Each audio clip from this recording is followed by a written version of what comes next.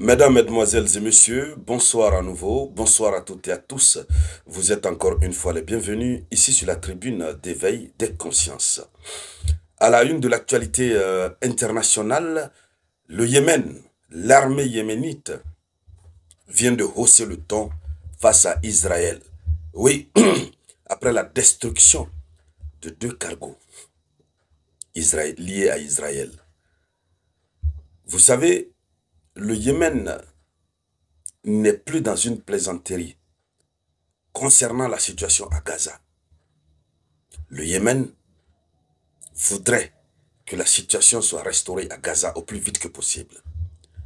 Accord de cessez-le-feu ou pas, le Yémen voudrait que l'aide humanitaire soit acheminée au plus vite que possible à Gaza.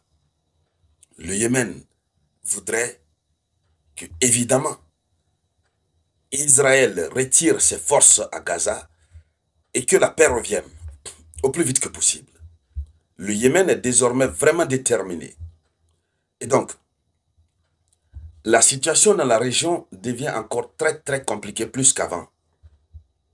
Compliquée en ce sens que la mer Rouge devient le théâtre d'une nouvelle opération déclenchée par l'armée yéménite, dirigée par les Houthis, qui déclenche cette opération contre tous les navires liés à Israël.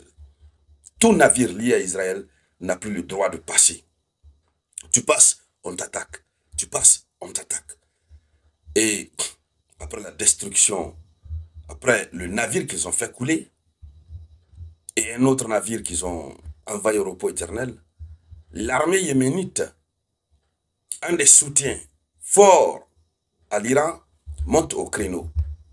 Dans une déclaration faite en cette soirée du 8 juillet 2025, le Yémen annonce les couleurs sombres des jours à venir concernant Israël. Concernant les navires, pas seulement israéliens, mais concernant tout navire lié à Israël. Et la situation se complique. Oui. Alors, mesdames, mesdemoiselles et messieurs, dans le cadre de cette vidéoconférence, nous parlerons de la déclaration de l'armée yéménite et de ce que la communauté internationale dit concernant cette situation et quelles peuvent être les implications géopolitiques pour la région, proche, Moyen-Orient, dans un très proche avenir. Est-ce que nous sommes en train d'aller vers une paix qui est en train d'être dictée par les alliés et ceux qui soutiennent Gaza? Ou est-ce que l'autre bloc va faire défection, va capituler? Voici autant de questions que nous allons aborder dans le cadre de cette vidéoconférence, que je vous demande de partager au maximum. Mettez beaucoup de likes. Et si vous êtes nouveau par ici, merci de vous abonner. Allons-y dans les profondeurs, dames et messieurs. Alors, le Yémen est très remonté. Oui, le Yémen est très remonté. L'armée yéménite, dans cette soirée du 8 juillet 2025, a réaffirmé sa position ferme concernant le blocus maritime en mer Rouge, déclarant qu'aucun navire ne passera tant que l'aide humanitaire n'aura pas été acheminée à Gaza. Pas de passage. Aucun navire ne passera tant que l'aide humanitaire ne sera pas acheminée à Gaza. Bon, il parle de l'aide humanitaire à des gens qui sont en train de souffrir, qui en ont besoin. La situation à Gaza même, vous avez des populations. Quand vous prenez 3 personnes, vous avez 2 sur 3 qui passent au moins plusieurs jours sans avoir quoi mettre sous la langue. L'aide humanitaire fait défaut. Depuis plusieurs années, plusieurs mois, plusieurs sont en train d'aller au repos éternel. Mais c'est plutôt le Yémen qui a condamné. La communauté internationale a condamné le Yémen pour ses actions en mer Rouge. Ce qui se passe à Gaza, Israël n'a pas de problème. On ne dit rien. Voilà. On ne dit rien. Mais le Yémen est accusé pour ses actions en mer Rouge. Alors, continuons. Cette déclaration du Yémen souligne la volonté des Houthis de lier leur action navale à la crise humanitaire en cours dans la bande de Gaza. C'est une intensification de la campagne navale qui s'inscrit dans une série d'opérations menées en réponse à la situation à Gaza. Eux, ils veulent le retour rapide. Ils ne demandent rien d'autre. Hein.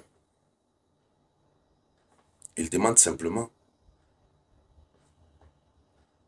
l'acheminement de l'aide militaire, de l'aide humanitaire dans la bande de Gaza. Alors, il y a eu une escalade ces dernières 24 heures. Plusieurs navires, ils ont envoyé au repos éternel. Depuis le 6 juillet jusqu'à maintenant, ils continuent. Il y a un blocus qui est là. Pas de passage. Et donc, c'est une escalade qui ne dit pas son nom. Alors, ces actions du Yémen ont des répercussions importantes sur la navigation commerciale internationale dans cette région stratégique. Et ça augmente la tension et la volatilité dans l'une des routes maritimes les plus importantes du monde. Il faut préciser que la mer Rouge, c'est vraiment un axe très utilisé. Et voici, les forces yéménites sont en train d'entraîner une perturbation. Maintenant, que ce soit des navires israéliens liés à Israël ou non, des navires qui ne sont même pas liés à Israël, finalement tout le monde a peur de passer par là. Parce que vous savez que là-bas, vous risquez d'être attaqué. Si par erreur on vous confond avec un navire lié à Israël, c'est que c'est terminé pour vous.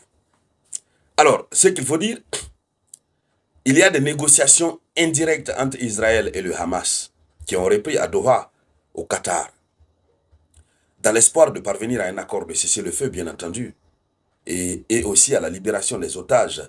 Mais cependant, la première journée des négociations s'est achevée sans aucun résultat. Oui. Alors, le Hamas a présenté des exigences strictes. Qu'est-ce qu'ils ont dit? Et eux, ils demandent une aide humanitaire massive et le retrait militaire israélien à Gaza. Et des sources proches des discussions indiquent que des pourparlers portent sur les mécanismes de mise en œuvre, notamment les clauses relatives au retrait de l'armée israélienne et à l'acheminement de l'aide. Donc voici les deux points. Acheminement de l'aide, retrait de l'armée israélienne. Alors, Donald Trump, qui est beaucoup impliqué dans cette affaire, a exprimé son optimisme quant à l'obtention d'un accord et un cessez-le-feu. Le Hamas a dit qu'ils étaient prêts à accepter le cessez-le-feu. Voilà.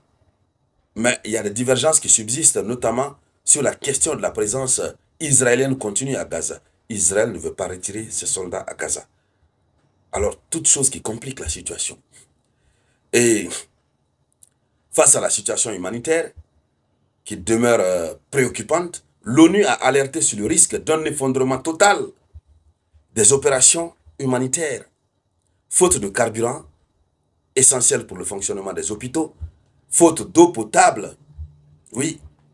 Alors, des rapports ont indiqué aussi que la faim continue de se propager, avec près d'un habitant sur 3 n'ayant pas mangé depuis plusieurs jours. Même Amnesty International a également publié un rapport ce 3 juillet 2025 dénonçant l'utilisation persistante de la famine comme arme par Israël. Mais dans tout ça, le Yémen n'a pas raison, oui, de ce qu'il est en train de faire. Alors, mesdames, mesdemoiselles et messieurs, c'est ça la une de l'actualité internationale.